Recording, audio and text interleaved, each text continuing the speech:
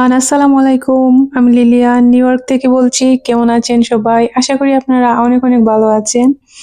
এটা হচ্ছে স্পিনাচ শাক। আমি এই স্পিনাচ শাক আর ডিম দিয়ে হচ্ছে মজাদার হেলদি একটা রেসিপি আজকে বানাবো।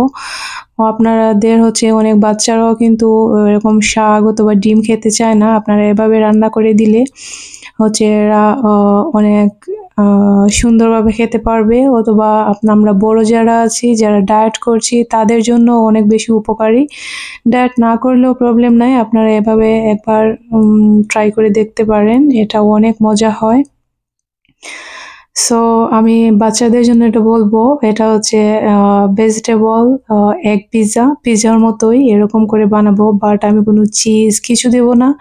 জাস্ট নর্মালি শাকটা আমরা যেভাবে রান্না করি। আমি শাকটা ধুয়ে নিয়ে কেটে নিয়েছি, তারপর হচ্ছে পেঁয়াজ রসুন, এরকম রসুনটা একটু বড় বড় করে কেটে একটু ব্রাউনিশ করে এটা ভেজে নিয়েছি। এখন দিয়ে দিচ্ছি হচ্ছে পেঁয়াজ কুচি।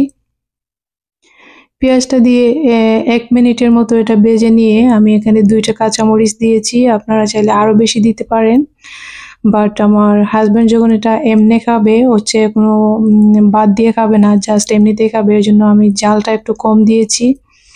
এখন শাকটা দিয়ে দিচ্ছি।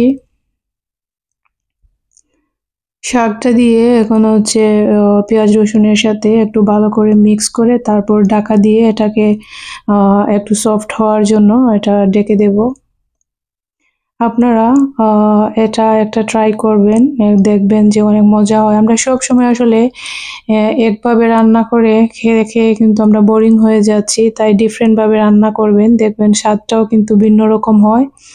এখন আমি দিয়ে দিচ্ছি এখানে পিঙ্ক সল্ট। আপনাদের কাছে পিঙ্ক সল্ট না থাকলে রেগুলার সল্ট যেটা, সেটাও আপনি দিতে পারেন। আর পিঙ্ক সল্টটা হচ্ছে আমাদের সবার জন্য এটা অনেক হেলদি। আপনার রান্না বলেন, যে কোনো ড্রিঙ্কসে যদি দিয়ে খেতে চান খেতে পারবেন। সো এটা অনেক বেশি হেলদি এই পিঙ্ক সল্টটা। তো আপনারা পিঙ্ক সল্ট দিলে ভালো, না দিলেই হচ্ছে রেগুলার সল্ট দিয়ে দিবেন।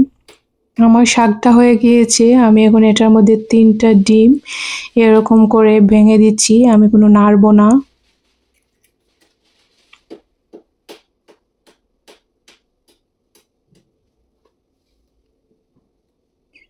ডিমের উপরে আমি হচ্ছে এক একটু ব্ল্যাক পেপার দেব, আর কিছু দেব না। দিয়ে আমি একদম স্লো কুকে এটা রান্না করছি। এই যে ব্ল্যাক পেপারটা আমি এখন এটা উপর থেকে দিয়ে দিচ্ছি, আর আরো একটু হচ্ছে পিঙ্ক সল্ট দিচ্ছি যেন ডিমের উপরে একটু থাকে। আপনাদের কাছে যদি আমার ভিডিওটি এই পর্যন্ত ভালো থাকে, প্লিজ একটি লাইক দিতে ভুলবেন না। এই তো আমার ভেজিটেবল এগ পিৎজা হয়ে গিয়েছে। সো এটা আপনারা সবাই খেতে পারবেন, বাচ্চারা থেকে শুরু করে। এটা আজকে আমি আমার হাজবেন্ডের জন্য রেডি করেছি। আজকের ভিডিওটি এই পর্যন্ত ছিল। সবাই ভালো থাকবেন, সুস্থ থাকবেন। আল্লাহ হাফেজ। আর ভিডিওটি ভালো লাগলে একটি লাইক দিতে ভুলবেন না।